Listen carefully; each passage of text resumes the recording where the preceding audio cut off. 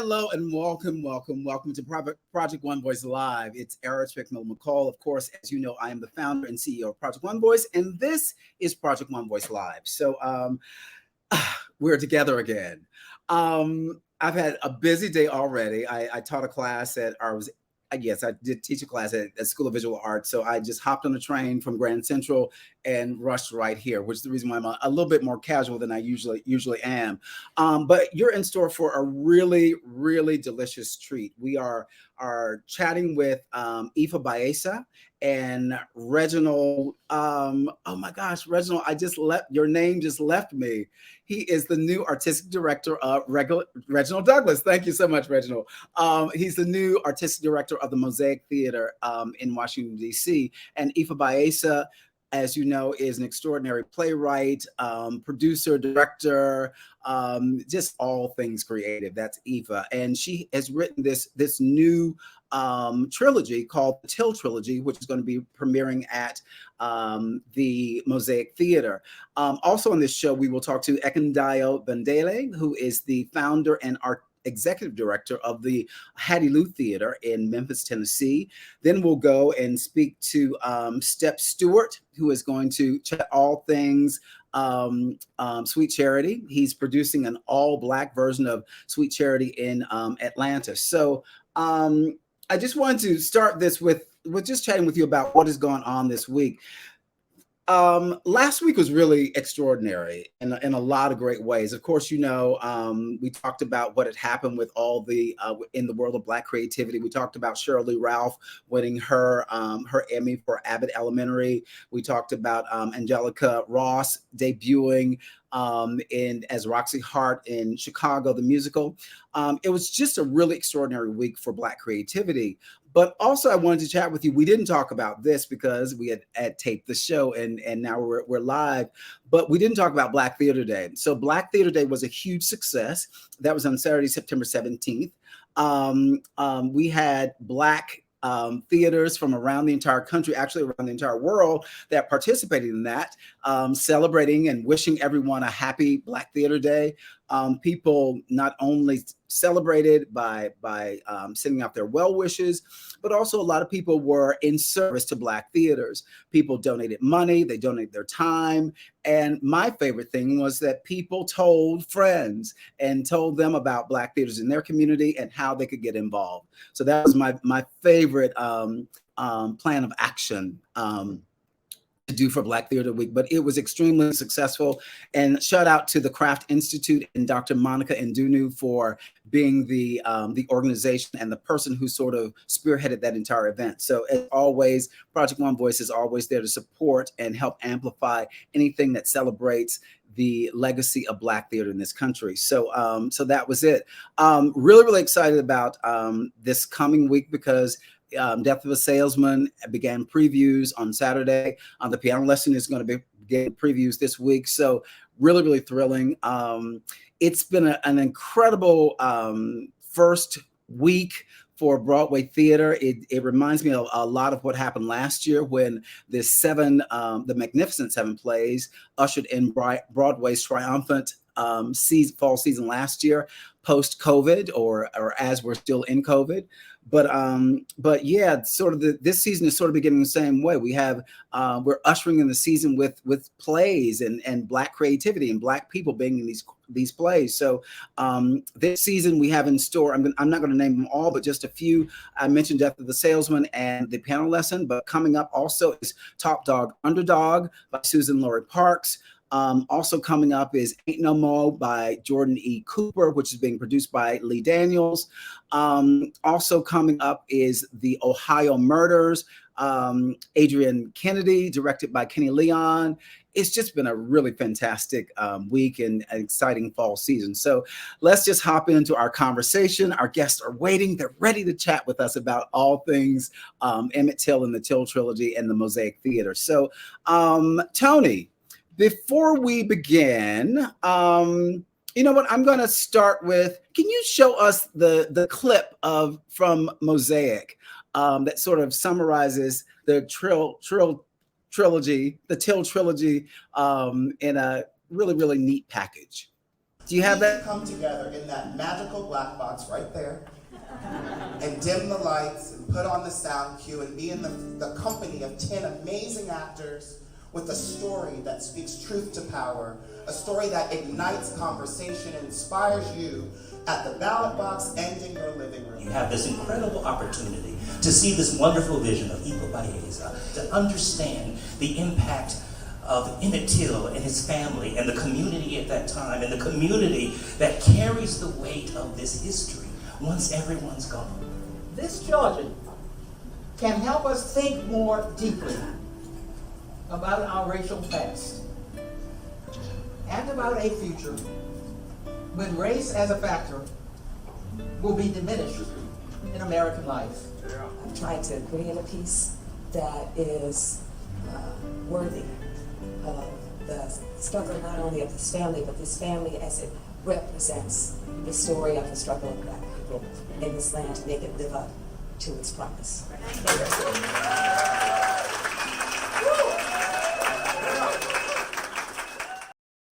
Wow.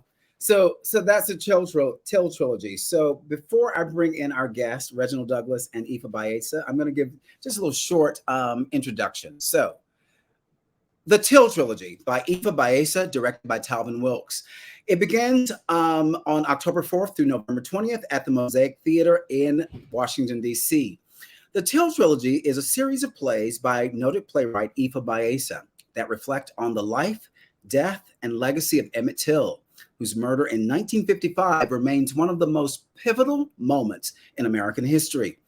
Under the direction of the acclaimed Talvin Wilkes, the three plays, The Ballad of Emmett Till, Benevolence, and the world premiere that summer in Sumner will star 10 actors. Wow, 10 actors performing in rotating repertory for the first time. Filled with music, poetry, and imagination, this rare theatrical event will honor the ongoing fight for racial justice in our country and offer audiences of all ages an opportunity for collective reckoning, reflection, and response. Now, joining us today to talk about the Till Trilogy and the Mosaic Theater Company is playwright, producer, director, and conceptual theater artist and director, Ifa Bayeza, and the new artistic director of Mosaic Theater in Washington, D.C., Reginald Douglas. Please welcome them both to Project One Voice Live. Hello. Hey, Eric. Hey, guys, how are you? I'm great. Thank you for doing this. Oh, look, we bumped into each other in, of all places, Virginia. Now, we were all three going to the opening night performance of The Color Purple at Signature Theater. I was there supporting, of course, my friend Timothy Douglas, who directed that incredible musical. It was marvelous. It was fantastic. I mean, I love The Color Purple, but there's something about the this downsized version of it, the intimacy of it, and the fact that we were in such an intimate theater. It was just breathtakingly beautiful. And can we talk about Nova Payton, the woman who played DC's own? Oh, she's absolutely incredible. I've followed her career for many, many years. I saw her in, of course, The Color Purple. I saw her in Dreamgirls. I recently saw her in, oh my gosh, Dale Mott is gonna kill me. The play that he did at Ford's Theater about food. Oh, Grace. Grace. Yeah. She was extraordinary in that. So Yes. Anyway, enough about Signature Theater and The Color Purple. We are now talking about the Till Trilogy. So Ifa Bayeza, we just saw this amazing 30-second spot that gave us a glimpse of what happened that first day you all came together. But please tell us, how did this idea for the Till Trilogy come about? Well, frankly, Eric, the idea, I sometimes feel like I was called because the idea came to me and called me forth. I was working on a fictional piece called Homer G and the Rhapsodies in the Fall of Detroit. It was, very surreal, ambitious fantasy about the fall of big car American civilization, which never happened. And it was a transposition of the fall of Troy to modern day Detroit. And I was working on this character, Priam, who in my piece was Prime. And he was a factory worker who had come up from the South through the Great Migration from Mississippi.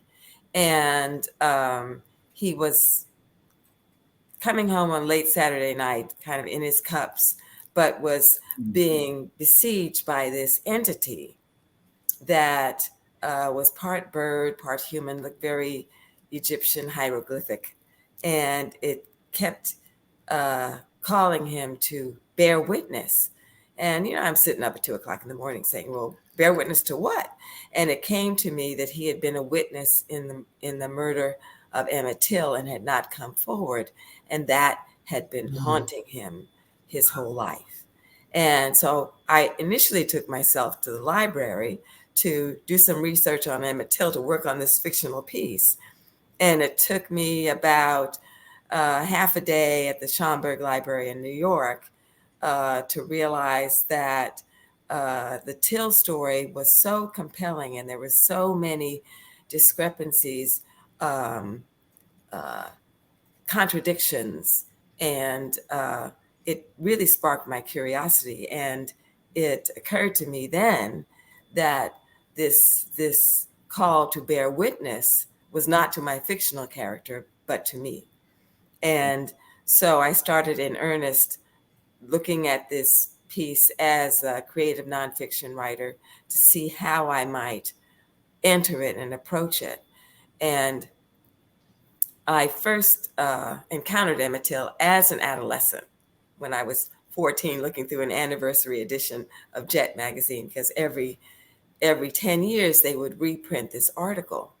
And the decision to kind of explore the story threw me back to that adolescent moment where, as a 14-year-old myself, I confronted this terrible image of the torture of Emmett Till's face, written on his face. And I couldn't reconcile the terror in that picture with the beauty and the grace of his living face.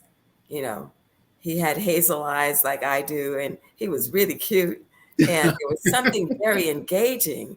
And I found myself missing this character, missing this person that I never really knew. And so from the beginning of the research, I decided I wanted to explore this story from the vantage point of the youth himself. And that decision took me on this remarkable journey, kind of discovering who he was through interviews with his cousins who were with him that fateful weekend, his classmates, one of his old teachers, Mr. Spears, who said, occasionally I had to discipline his mouth, And he was as engaging a person to research as that picture revealed. And that avenue gave me a way to de-objectify him, to give him back the life. And so the piece kind of reflects this, everybody says, oh, we all know the story, but you wind up not knowing it because he is so alive, he is so engaging, he is so full that when you come to this tragic moment, we all kind of re-experience it. Yeah. So it creates it revalues our life, revalues the preciousness of all of the lives that have been subjected to white terror, the pathology of white terror. Yeah.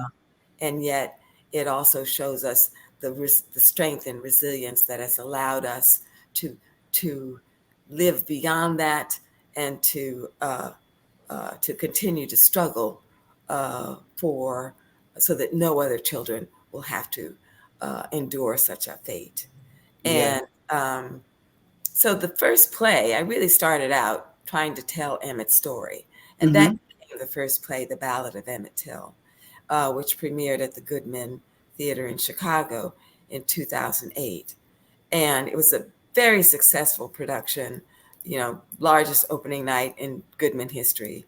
And the problem was, however, as I discovered, I had a good friend, Ben Bradley, who was a production manager and partner at the Fountain Theater in Los Angeles. And Ben had seen in fact, he hosted an early reading of the work when it was only a one-act play between Emmett and his mother. And Ben had wanted to do this work from the beginning. And he said, but we're a 99-seat theater. We can't produce a show that has 14 actors in it.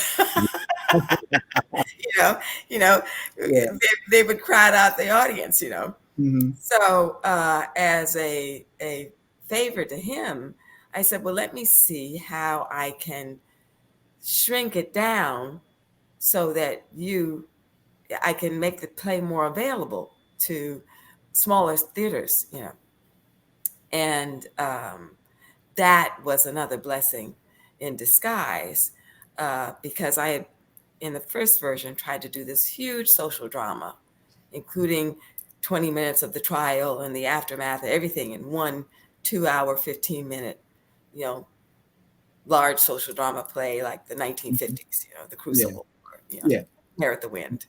And, but at the same time that I was working on this for Ben, there was an article about the coffin of Emmett Till being left out in the elements when they exhumed the body for the autopsy. And it felt like it was another desecration, And so I started thinking about the work, instead of being this huge netherworld, this huge social canvas, to like the shrinking it down to the size of a coffin. How could this be a minimal work? And it came down to a play of 6 actors, and it was really then just Emmett's journey. Wow. And in doing that, it became a much stronger play, because the Ballad of Emmett Till now really is that. It is his journey, the last 2 weeks of his life. Wow. So, but then I had all this stuff on the cutting floor.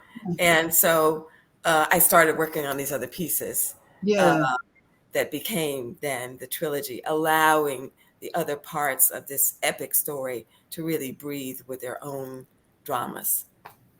So we have Ben to thank for your scaling this down. Yes. So we can do this at Mosaic Theater. So Reginald, tell me, how did Mosaic get involved in this process? Sure. So Mosaic's been connected to this idea of the Till Trilogy since about 2019. And in 2020, the production was about to go into tech and previews, and COVID hit. And so when I joined the organization as the new artistic director in November 2021 and took sort of the reins of programming for this season in February 2022, it was a no-brainer to say yes again to the Till Trilogy. But I had 2 big ideas that I sort of said go with it, which is to premiere the work as one work, to really honor the breadth of this genius artist. I just think, as a theater lover myself, it is such a gift to an audience to be able to see 10 master actors give you the top of their craft and do it with such care. And that's really the work that Talvin Wilkes, our director, has fostered. It's brilliant, meticulous and nuanced and specific. They play over 60, 70 characters, but each of them is done with such nuance and specificity. And the palpable thing in the room is love, is joy, is honoring the legacy. And so I wanted to give the audience that feeling of that Greek tradition, that Shakespearean tradition, but with Black bodies, with a Black story, and honoring our history and the epic gorgeousness that it deserves. So you can see all 3 plays in one weekend now, and you can see them in any order, you can see one at a time, but there is a power in honoring the craft of Ifa, the craft of our company, and giving an audience that full experience. And then I wanted to expand the conversation beyond our theater walls. You know, Mosaic Theater, we believe in the power of theater as a catalyst for community building, for connections, for conversations. And the Till Trilogy is a perfect example of that mission live large. And so we are doing the Till Trilogy Reflection Series to spread the themes of justice and activism and community and Black legacy all throughout the DMV, from Virginia to Maryland to every ward of the district, including the Library of Congress, where Ifa will stand in her brilliant scholarship and present her vision, you know, on that Coolidge stage. I believe that this play, or these plays rather, and this artist are so worthy of our national attention, our city's attention. And the question of justice is one that's at the core of Mosaic, at the core of Ifa's artistry. We wanted to make it the event you couldn't miss this fall. So it is a dream to be producing this work at Mosaic. Wow. Thank you. And Ifa, I told Reginald that I wasn't going to be down there, but I forgot that it's actually on Thursday that you're at the Library of Congress. Am I correct? Yeah, tomorrow. Yes, tomorrow. September 22nd. I am coming down. Oh, fabulous. Yes. I'm coming down because I'm seeing Death of the Salesman on Friday, and I got my dates confused. So I will definitely be down. So look, you guys have covered almost everything I want to talk about in 5 minutes. You know, Well, what I love about this, Ifa, and your approach to this is, I don't know if you know this, but I'm from Birmingham, Alabama, and I was born in 1963. I was born only blocks away from the bombing of the 16th Street Baptist Church. So I know a little bit about history of the Civil Rights Movement because I was born in Birmingham in the middle of all of that. And we produced, Project One Voice produced an event to commemorate the 50th anniversary of the church bombing, and also the 4 girls were getting the Congressional Medal of Honor. And we found this piece. It was all about the 4 little girls, but it talked about them from a perspective that we're not used to seeing.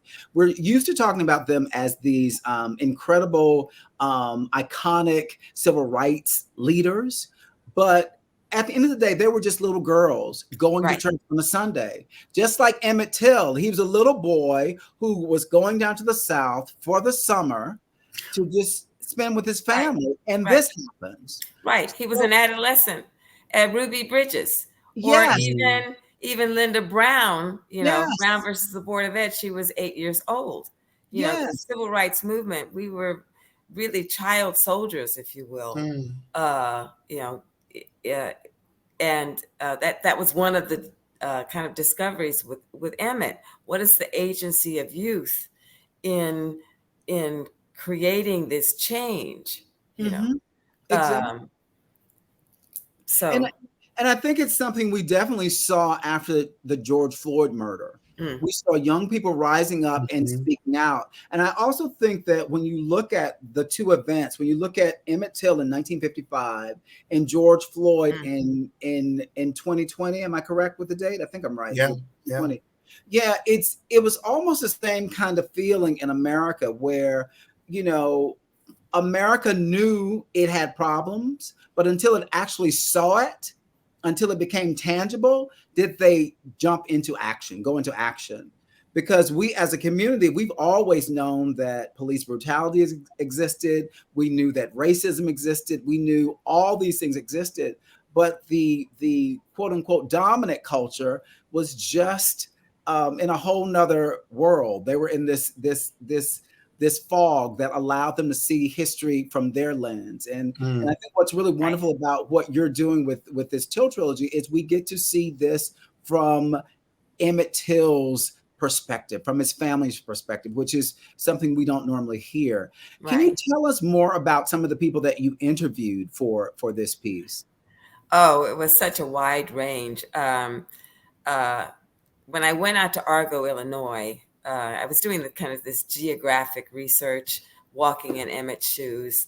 So I first went by his house in Chicago and then went out to Argo, Illinois, where his grandmother lived and where he spent all of his weekends because he went to church out there. In fact, the church was founded in his grandmother's living room.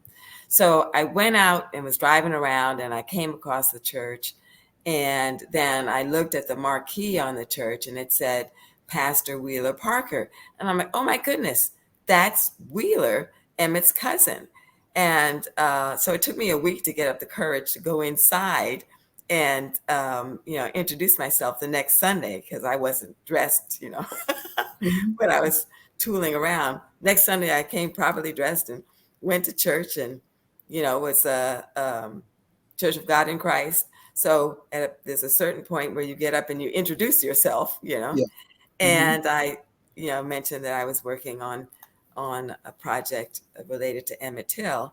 And at the end of the service, it turned out that half the congregation was his extended family. Wheeler was the pastor. Wow. Simeon Wright, who was Mose Wright's youngest son, was an elder. Robert Goodwin, who was a Sunday school mate, and just a host of people. But the two major sources of information for me were Wheeler and Simeon, who were with Emmett that fateful week. But I also, through Wheeler, met Heloise Woods, who was a marvelously, just exquisite woman to behold, just beautiful dark brown skin and this shock of platinum hair that was just gorgeous. And she had saved a letter that Emmett wrote her when he was 13 and she was 15. And it was such a revelation to see one artifact that was Emmett Till, in his own words, courting this teenage girl, and it became a whole scene in the play. I had another really funny experience. I had sent away through the Freedom of Information Act. Hold on. Oh, you're good. No, my battery's saying my battery's. Oh, well, Reg, while Ifa's taking care of her battery. Okay. Can you tell us more about the reflection series? Sure. How did it come about? It's not something you're doing specifically for the Till Trilogy. It is. Okay. All right. Yeah, it's again, I just thought the conversation of what does justice mean right now, and I love that you made the connection between 1955 and the moment we're in right now. This is a moment of conversation, right? A moment of dialogue is urgently needed. And that's bigger than one theater company, bigger than one space. And I believe very deeply in partnerships, collaborations. How can we each one reach one? And so I called on the fellow artistic leaders in DC and the nearby areas, Signature Theater, Roundhouse, and Imagination Stage, and said, join us in this conversation and let's present panels, discussions, concerts, poetry readings. We have a spoken word night.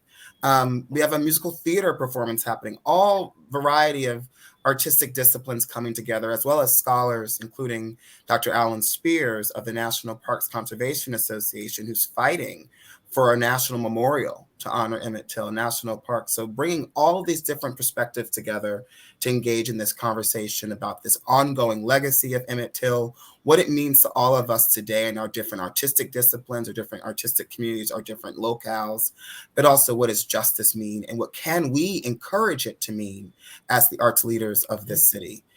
I think about the Till Trilogy as a chance to reckon with where we've been, reflect on where we are, but because theater is an active sport, it's going to ignite response if we do it right. And I think that's what Talvin's doing with the production. It's encouraging response.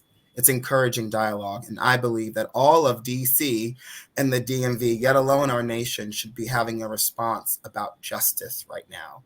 And how we can all play a role in fighting injustice, so that the next Reggie Douglases and the next Emmett Tills don't have to go through that murder or that pain, that trauma. Exactly. Hey, Tony, while we're waiting, do you mind adding the information about how people can get tickets to the Till Trilogy? Great. And Reg, can you tell our audience how they can get tickets to the Till? mosaictheater.org. That is MOSAICTHEATER.org. Please check us out October 4th through November 20th. We are so honored to be producing this premiere production. You can see one of the plays, all three of the plays in any order. What they've done quite brilliantly is make three unique stories that connect and build on each other. But wherever you enter into the dialogue, you will be welcomed.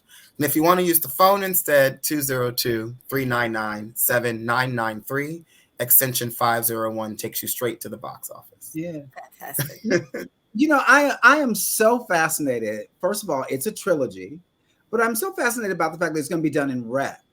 And the fact that 10 actors who are going to be playing all these different characters. What was it like casting for this? I remember a phone call asking me to locate a few people, but what was that process like to find 10 dynamic actors that had this range and could you really bite into this subject matter and this material? I think that's the word, dynamic. Yes, it was very challenging. At the same, you did not just to find actors of talent and versatility, but to find ensembles that members that fit together cohesively as a cast. You know, since they have to rotate character, you know, who is their central one, and you know, for instance, we had a number of wonderful possibilities for Emmett Till, but you know, one actor was like 6 feet tall, and so that was not going. Or if we're trying to match Mose Wright with his wife Elizabeth, who's also going to play the grandmother Mamu, and then is going to shift around and play Chloe Murdoch, journalist from Ebony Magazine, in another play. And then in the third play a 9-year-old girl, you know. So they had to have real flexibility in doing that. And it was a real jousting match. People came really anxious and excited about getting this opportunity. And so part of the real excitement about picking the cast was like, who has the most commitment and the most enthusiasm about taking on this challenge, and in addition to just the flexibility of being able to morph into completely different characters.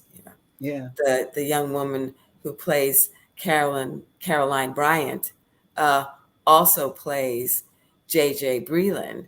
So she plays a 21-year-old woman and a 67-year-old man. Wow. So, and Caroline also ages in the piece.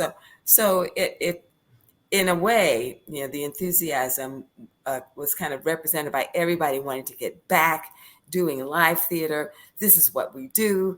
Nobody else, no other medium allows you to do this, you know. So that has really ignited the energy of the cast, being able to really embrace the liveness of the project. I think that's right. It's the theatricality that's so apparent, you know, over 60 characters, and the way that Talbot and the designers have staged it. But it really is a tour de force in the theater magic. You know, one light changes everything. One video cue and we're in a whole new world. It's really something special. Yeah, and how appropriate that you're in such an important city like DC. You know, I mean, there's so much civil rights history there, and you know, it's really it's almost like it was meant to be for it to be in DC, for this to premiere in DC. It's the seat of all things for us as Americans. You know? And this is our nation's story. It's a national story. It's a foundation myth, really, of modern America, the way I look at it, you know, because this fault line of race that, you know, Du Bois's color line, the problem or the story of the 20th century is the color line. That dynamic plays out totally in the saga of Emmett Till. Oh, and So, yeah. go ahead. I'm sorry. Yeah. And go ahead. Go. I'm sorry, Ifa. Go ahead.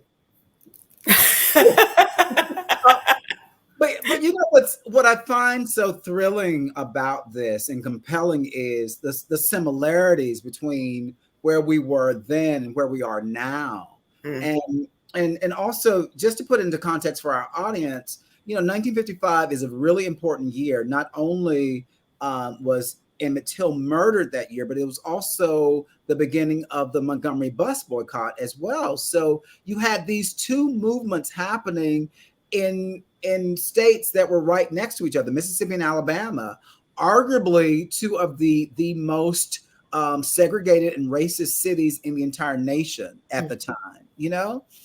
Yes. So I think this, as we look at the reflection series, there's so much to reflect upon from the past, the present, and as we're moving into the future. So, you know, our time together, unfortunately, is coming to an end. Look, we didn't talk about the incredible Talvin Wilkes. How amazing is he, and how fortunate are you to have him at the helm of this, to be the main storyteller of making it all happen? Well, it's a great boon for me. You know, Talvin and I have been working together for over 20 years ago, and he was really instrumental in helping to shape the ballad at the production at Penumbra Theater in St. Paul. And then subsequently, Penumbra did the first and only production thus far of Benevolence, the third play. And he was the director who brought that to life there. So we kind of have a not secondhand, but it's a shorthand, understood shorthand language because we have worked together so often. And he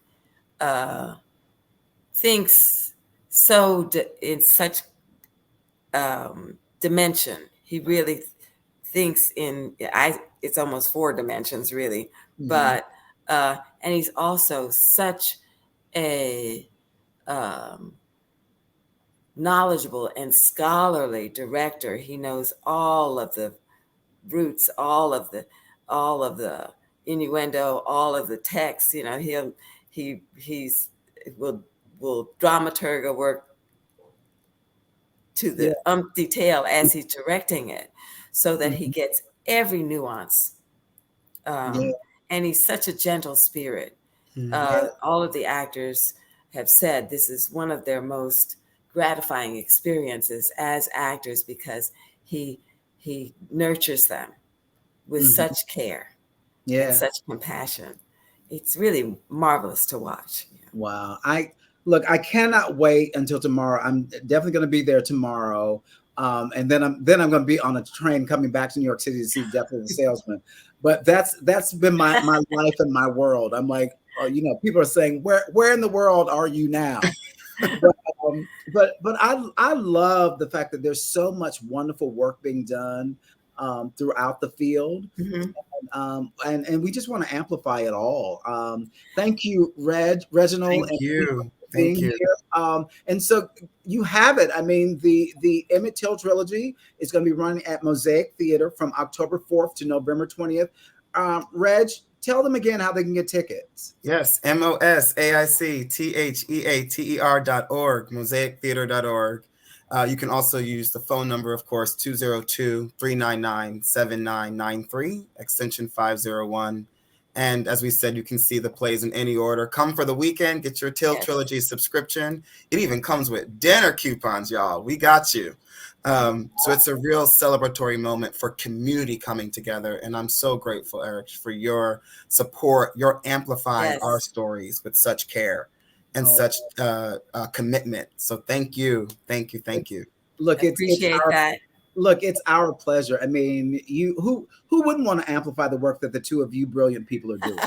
You know what I mean? I mean, can we have more of a love fest right now? We got to each one reach Yes, one. yes. You know? Can I put in Each other up. one a slight, I call it plug for the other two plays. Mm. It is essentially The Boy, The Trial, and the Aftermath. Is following the quest of the boy, then that Sumner and Sumner is continuing Emmett's journey, but it is the journey of his image and the journey of his body in the trial. And the trial is seen from the vantage point of a team of reporters from Jet and Ebony publications. And then that Benevolence is the love story.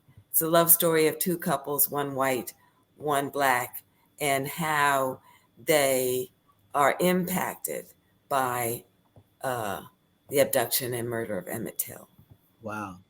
You know, you're making me think. Have you guys spoken to Brian Stevenson about this at all? You know, he has Not the yet, legacy. no. He has a legacy museum. I'm got some really good contacts I'm from Alabama, so I'm going to reach out to him and Please do, yes. Because again, I think this is a piece that definitely should be done in Birmingham and in Montgomery, Alabama. So, and we definitely want to make sure that this piece has a very rich life after Mosaic. We're going to come down to Mosaic to see the world. Let's keep it going. Let's keep lifting this story. Yes, the entire country and the globe. You know, because Emmett Till is an international story. You know, he connected. His murder affected this entire globe. So Yes. Again, Ifa and Reg, I thank you so much for this time. Thank you. Thank you, Eric. I will see you tomorrow. Yes. Cannot wait. So great. Thank you guys for joining us. We'll Thank see you. later. Okay. All right. So that was Tony. You can take them out. Thank you.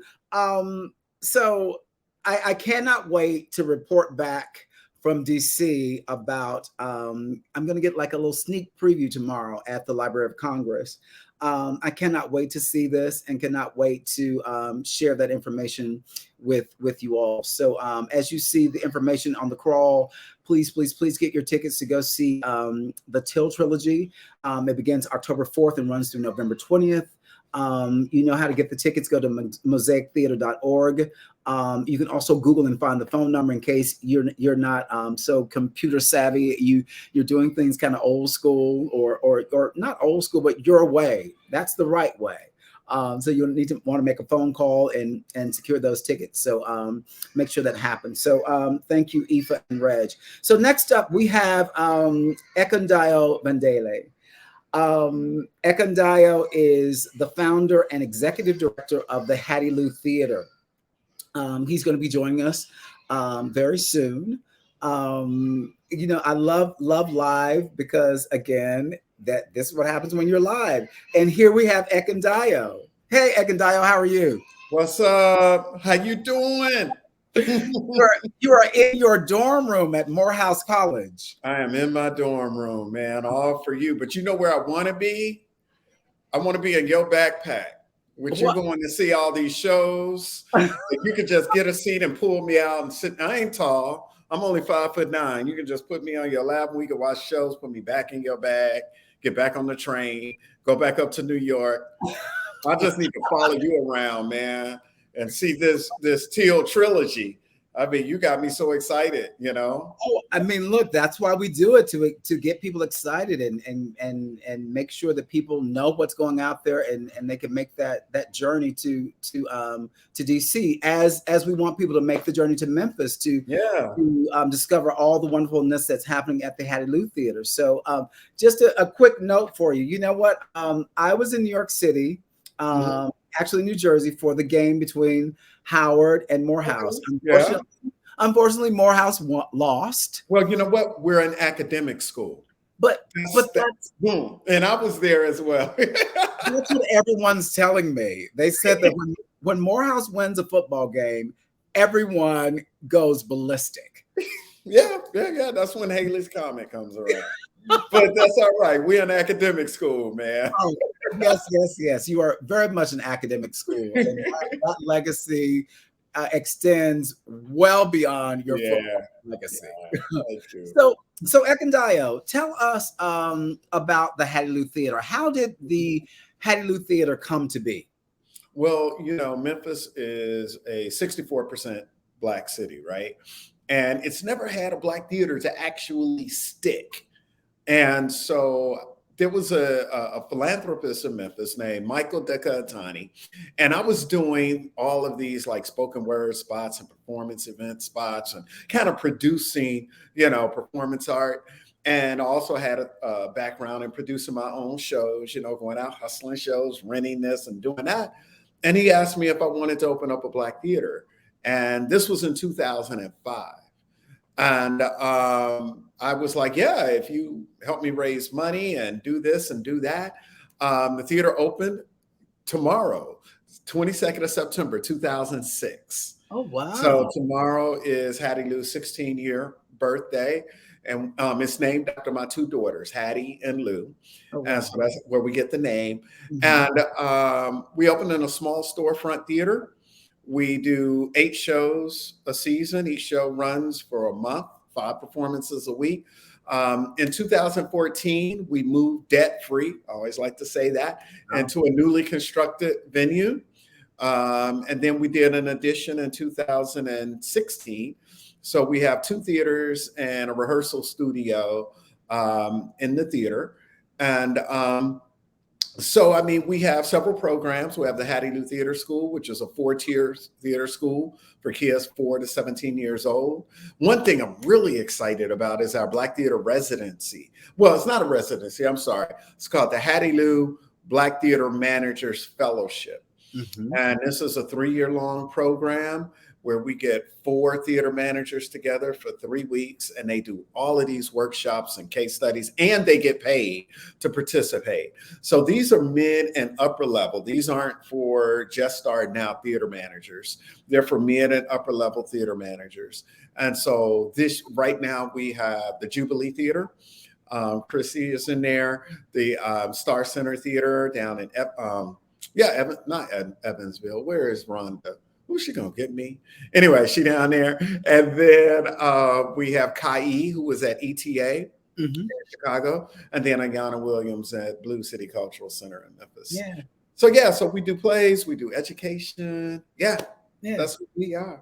Now look, I visited Memphis. I've seen your complex, and it is really it's stellar. It's top notch from top to bottom. It's a beautiful complex. One of the things I wanted to talk about, since we're talking about the actual structure, and you mentioned the words debt free, which you don't hear a lot when it comes to Black theater companies. You're one of 7 Black theater companies in this country who actually own their own spaces, brick and mortar. That's correct. Can you tell us, can you name all 7 of those? Because I'm not going to. Yeah, I can name like 5.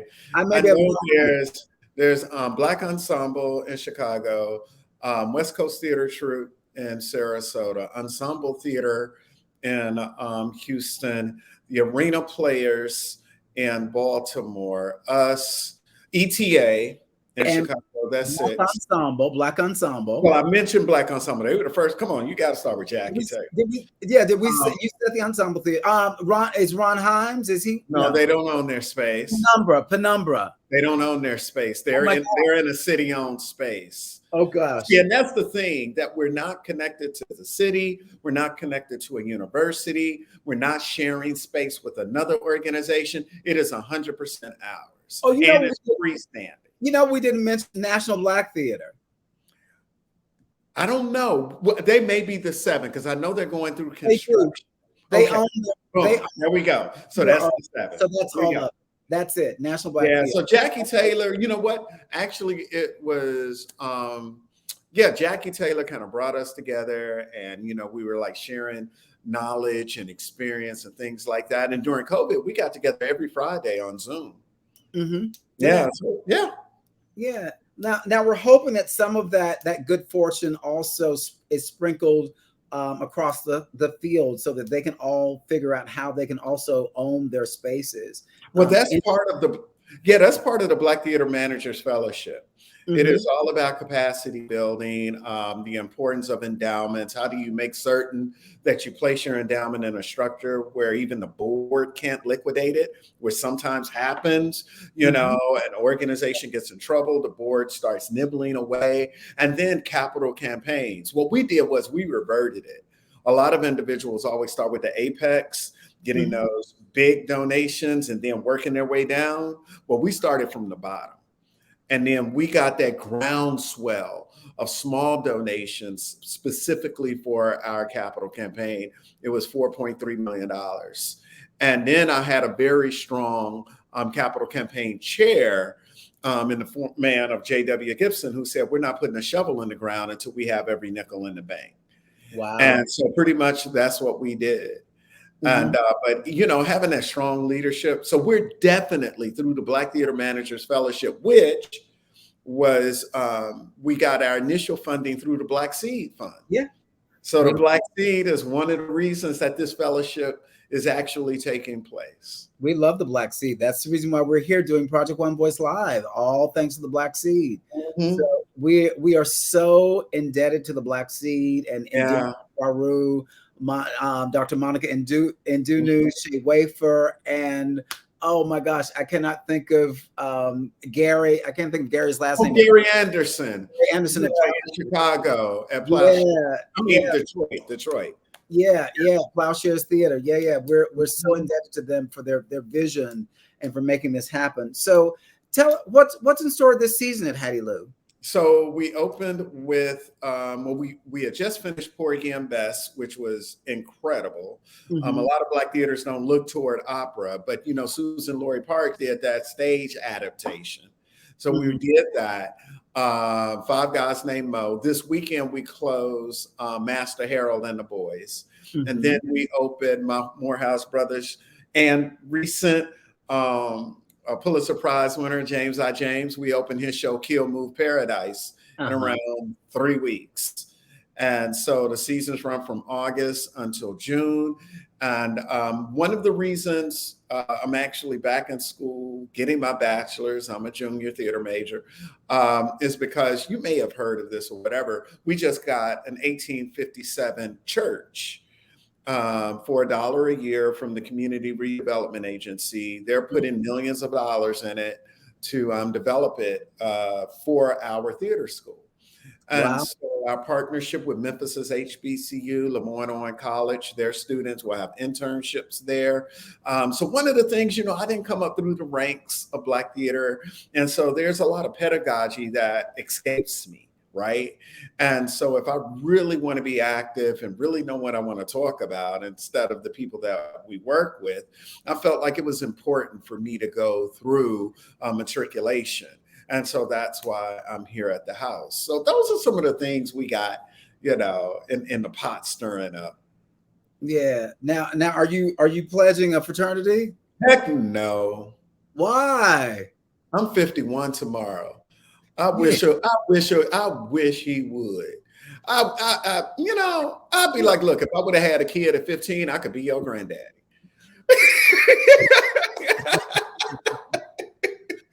And so, look, you should consider it. Look, speaking but I'm here in school. I'm still running Hattiloo. I have a family, right? So I got okay. Well, you come on down here. Come on. I'm just gonna put it out there. I mean, look, I'm a proud member of the Divine Nine, so So I just think maybe grand, maybe grand. Yes, it would be. Yes, I agree. So that's your season, and let's talk about some of the alumni that have been associated with Hattiloo. I mean, look, you had one of your most famous alumni, and who's also a Memphis native, is Katori Hall. Katori Hall was in the capacity of artistic director for a time there. It was during a time where she was just working on P-Valley. She was I don't see how Katori sleeps, in all honesty. I mean, she has so much going on. But yes, she was there. She is actually the person who seeded Kill Moon Paradise in my mind. And then Bertram Williams, who has a recurring role on her P-Valley show. He plays Woody. He got his start at Hattiloo, starting in the 10th grade. We had Janine Farmer, who was the understudy, and Tony Stone got her start, had never done theater before, and got her start at Hattiloo Theater. We have Charlie Jiggers out on the West Coast doing his thing. So we have a good group of alumni who come through Hattiloo, make their bones. We're not in equity theater. And so if you really want to go out and make a strong living, a good living, come to Hattiloo, make your bones, build up your resume and your CV, and make those relationships that come through Hattiloo, right? And then it's a network. Black Theater Network, Black Theater Consortium, we're a family, right? And so, yeah, we have a real strong alumni. And it's almost like if you were a member of Divine Nine, you go somewhere and you'd be like, yeah, I trained at Hattiloo. What? Me too. What you need? You need a place to live? You need me to open this door? And that's what it is. Yeah. So, you know, that's real family-oriented, organization. And that's one of the things I love about the Southeast. Everything is about no more than about a 5-hour drive. That's so look, I live in Birmingham. It's easy to drive to Memphis to see shows, vice versa. So again, no matter where you are in the country, if you happen to be in Memphis, then you should visit the Hattiloo Theater. So so Ekundayo, tell our audience how they get in touch with the Hattiloo Theater, how they can become engaged, how they can what is all that information that they should know? So all that information is on our website, which is hattilootheater.org, which is HATTILLOO, theater with an RE. But the easiest way to find us is Google Black Theater Memphis. You Google Black Theater Memphis, boop, there's Hattiloo Theater. And I mean, if you want to get involved as a donor, especially if you're outside of Memphis, the best way is a small and mighty donor, which is $10 a month, right? It's a grande at Starbucks, a month. But, also fly in. There were people who would come in and see the shows because we did the whole August Wilson trilogy. I mean, excuse me. Oh, Lord, Costanza, don't beat me. Pittsburgh Cycle. We did all 10 shows. Yes. And I remember we got a group from Newark because they had never seen Radio Golf when we had it on. That was like the last one they needed to see, right? And so you can always come into Memphis and get a real good cultural experience with the National Civil Rights Museum. We got the best barbecue. Sorry, KC. We got the best barbecue in the country. And then, I mean, it's a wonderful, rich city. And then another thing you may or may not know, we had our art collection at the National Black Theater Festival in Winston-Salem. Thank you, Jackie, for inviting us down. I like shouting out our people, you know what I mean? Because they make the magic happen. Yeah. And so we have 21 original paintings that stretch all the way back to Bert Williams to modern day, all the way up to, we got a portrait of Ruben Santiago Hudson, Dominique Maruso, of course, Katori. Then we got one of Zora Neale Hurston and so on and so forth. And so these are all original paintings, and they were in Winston-Salem for 3 weeks. And so you might just want to come and check out our gallery, these wonderful pieces that kind of show the timeline of Black theater in our country. But yeah, Google Black Theater Memphis, go to hattilootheater.org, HATTILOO, theater with an RE. And come on down. What they used to say, we'll keep the porch light on for you. Not only can you be down there for good theater, there's good food. You've got great music. I mean, Memphis is the center of everything. And look, and if you what's there? It's the home of what? Is it UPS or FedEx? I'm sorry. FedEx. Yeah. So if you have just ship yourself to Memphis, just go to a FedEx office, put yourself in a box, slap it on there. Come on down. We'll pick you up. We'll unwrap you. We'll return you. Maybe not overnight. Yeah. It might be 2-3 days, business days. We're on a budget. but let me ask you this, and this is more about how you were able to exist in this world and own your your building. Mhm. So you're in a city where philanthropy is just the thing in Memphis. Yeah, So, yeah. so did that make raising this money not less of a challenge or more of a challenge? No, it actually, there was one big thing, one statement that made this thing, work. And that is we're 64% of the population, right? The Black population in Memphis is by and large poverty stricken. We have very poor zip codes. We are, where Martin Luther King Jr. planted his dream. That's how I look at it. He planted his dream with his assassination. But there was no physical structure to show that Black people lived there.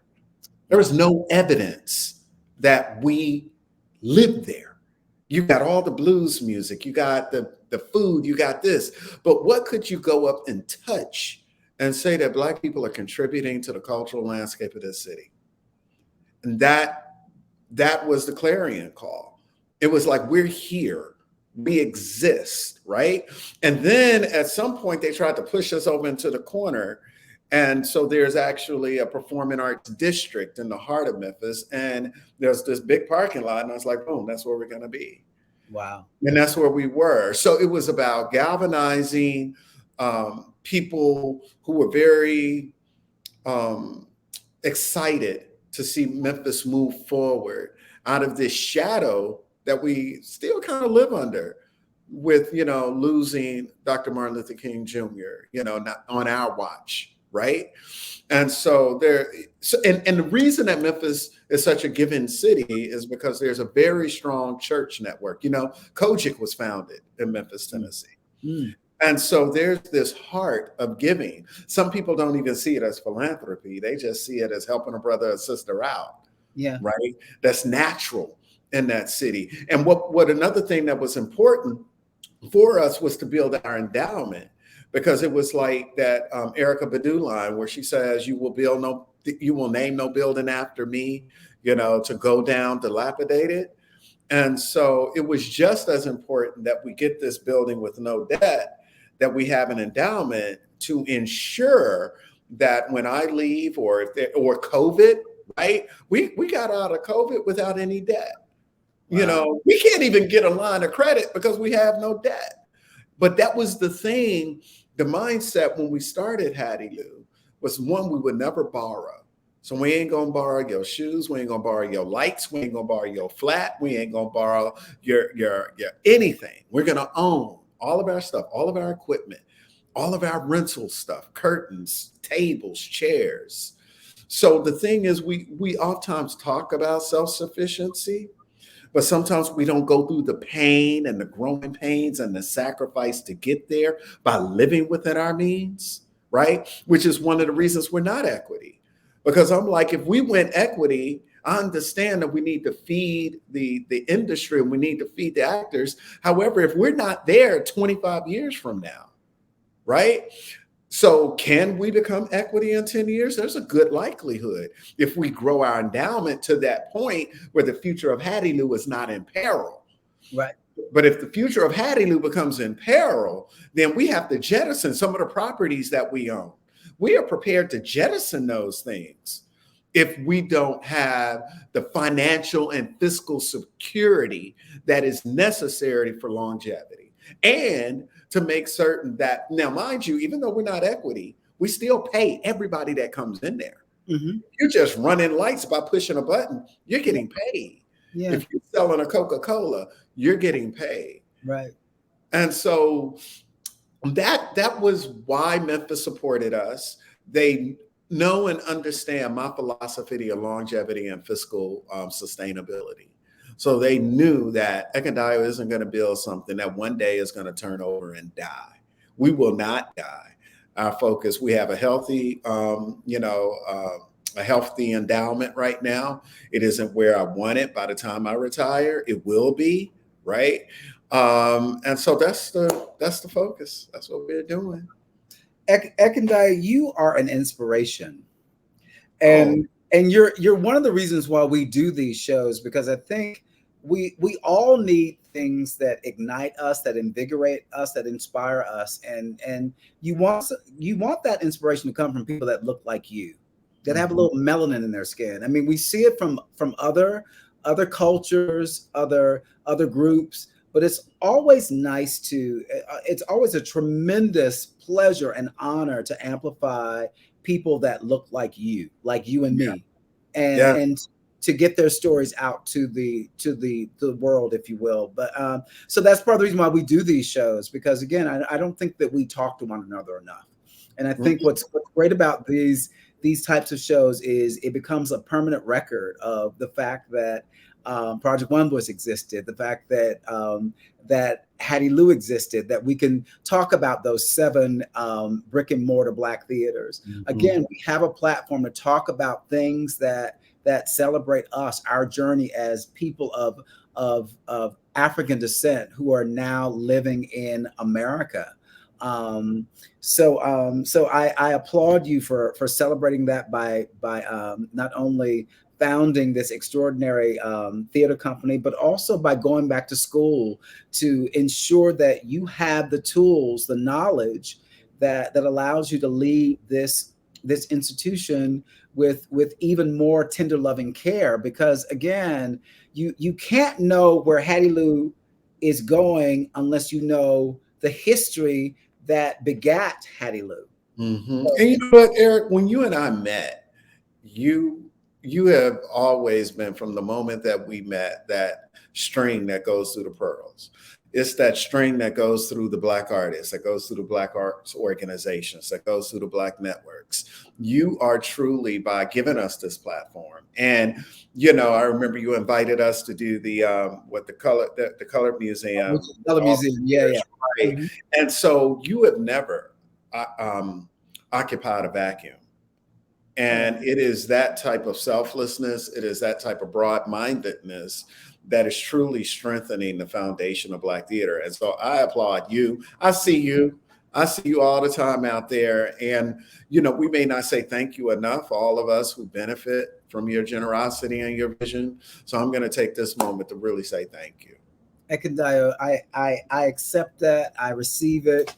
And I'm not going to be one of those people that's going, oh, but no, I'm going to receive it, because I think at this point in our lives, you know, we should accept those flowers, because again, we don't know what tomorrow is going to be. So I thank you, and it's great to have this mutual admiration society. So Ekundayo, are there any parting words? Is there anything that we should know? Anything coming down the pike for at Hattiloo? Any new developments? Well, yeah, we got some which we're not ready to put out, but I guess my parting words is, you know, Black folk, we got everything we need. We have everything we need, right? Yeah. And so I lean on people all across this country all the time. You know, Eileen and Jackie and the other Jackie and Monica and Keith Arthur Bolden. You know, in the immortal words of Kendrick Lamar, we gonna be all right. Yeah. And just like August Wilson said, we're gonna keep Black theater alive, vital, and funded. Amen. That's right. Yeah. You know what I mean? So, look, I'm gonna let you get back to your studies at Morehouse. Because midterms are next week. Yeah, and wait a minute. So, are you working with Are you working with Aku Kadogo at all? Aku Kadogo, yes. Well, she's over the Spelman Theater Department. Here is Dr. Tanner. However, some of my classes are on Spelman's campus, because, you know, we're brother-sister campus, and we're all part of the AUC with Clark Atlanta and Morris Brown as well. Yeah. I love Atlanta. So I'm going to be down there in a couple of weeks. So I'm down there. I'm gonna please and take photographs of you as a junior in college. Well, check this out. Here's something that's interesting. Next week, I am launching my website. Is ekundayobandele.com. And it is a 50-year-old CEO's journey to and through the house. It's a journal. That's Wow. all it is. It's me. If you want to read it, you read it. I ain't selling anything. I ain't trying to get 100 people to sign up. It is me, because if one more person think I'm somebody daddy here, and I just keep saying I live in Mays Hall. I'm a student. Don't you see me in here all the time? But yeah, so and look, I love the fact that you didn't do it online, that you're actually getting that college experience. I mean, that's Morehouse is sacred ground. You got to walk up and down Brown Street and go to King's Chapel for Crown Forum and all of that. It's important. Oh yeah. I have so many friends that went to Atlanta University, all those schools. I mean, I went to school in Birmingham, so a lot of my friends went to HBCUs. Unfortunately, I did not. And I so wish that I had. All of my siblings all went to HBCUs. I'm the one that did not. I mean, my brother went to Alabama A&M, and my sisters both went to Miles College in Birmingham. So, Oh man, there's this incredible legacy. But I became the mouthpiece for Black theater, which they don't understand. And but again, Black theater has always been a part of me, even though there was a time when it wasn't, a very long time. And because I didn't even know that Black theater existed, because the only connection I had with theater was through the white gaze. So that's a lot of what we're discussing right now as Project One Voice is morphing into evolving into its new mission statement. One of the things that I'm really, really focused on is engaging children. And one of the things that's a pet project for me is starting a Black children's theater in this country, because I feel very strongly that the first engagement for our children should be with stages that represent our stories from top to bottom, but behind the scenes and on stage. So when you begin with you, then you understand how you relate to the world, what your place is in the world. If your space in the world is something that's almost like an afterthought, then that's how you see yourself, as an afterthought. So I'm always about, how do you empower? How do you invigorate? How do you refresh? How do we see more of ourselves out there? So, and that's the reason why I enjoy speaking with people like yourself, Reginald Douglas, and Ifa Bayeza. You all are celebrating our stories, and you're putting our stories out there in a really, really unapologetic and fantastic way. So again, I'm going to say thank you to you again as we close this interview, and I look forward to seeing you in Atlanta or Memphis, whichever comes. Seeing you too, Eric, and keep on keeping up. Oh, and one last thing I want to tell you before I leave. So I met a friend of yours, and I cannot think of her name. She's one of the executives at the National Civil Rights Institute. Faith Morris. Faith Morris. Oh, keep saying. She's glasses, curly hair. Gosh, I think she curates all the history exhibitions at the museum. Of course, I can't think of. I know El Chatty. Yes, we won't think of the name, but she's gonna kill me. I'm gonna tell her to not watch this thing all the way to the end. I mentioned your name to her, and she lit up like a Christmas tree. And and we're doing a lot of work with museums. So I love the Association of African American Museums. So I think we've got great. That's Eva saying good. That's my other thing. Let's talk. I didn't know that Reg and Eva are still watching. So anyway, so that's it. Thank you, Ekundayo, for this. Thank you. This is extraordinary. I cannot wait. So thank you. All right, take care. Bye-bye. We'll talk soon. So guys, that's it. I thought we were going to have another guest. I don't think the guest is here. We're going to talk to Step Stewart about Sweet Charity, which is going to be starring Kira DaCosta, and it's going to be in Atlanta this weekend for 2 performances. You can Google that. You can check that out. But it was great having Reginald Douglas, who is the new artistic director of Mosaic Theater, and Ifa Bayeza, who wrote the Till Trilogy, which is going to be at the Mosaic Theater beginning on October 4th. I hope you all will get tickets. Tony, run that crawl one more time for us as we're about to leave. But please get tickets to the Till Trilogy. I'm going to be down there tomorrow just to see like a sneak preview at the Library of Congress. But I'm definitely going to be there to absorb and all three of these extraordinary plays that Ifa has directed. I mean, she's written, that's being directed by Talvin Wilkes. So make sure you see the Till Trilogy. And if you're in New York City, please come and see what Broadway has to offer, what we have to offer off Broadway as well. But also be sure, no matter where you are in the country, you can make a trip to DC to see the Till Trilogy. But also, I would like to encourage you to find a way to support Black theaters, not only in your community, but around this entire country. So if you're in Atlanta, if you're in New York City, if you're in Chicago, if you're in Los Angeles, there is a Black theater in that community or in that vicinity, or a Black creative space. So it may not be a Black theater, it could be a Black dance company, it could be a museum, but we want you to go out and celebrate all the things that represent the people of African descent in this country, African Americans, Black people, whatever, however you choose to refer to yourself. So anyway, that's it for me at Project One Voice Live. I think I've said everything I need to say. Have a great day. And please, please, please support Black theater. So Tony, that's it. So take us out. All right. Have a great one. We'll see you next time on Project One Voice Live. Bye-bye.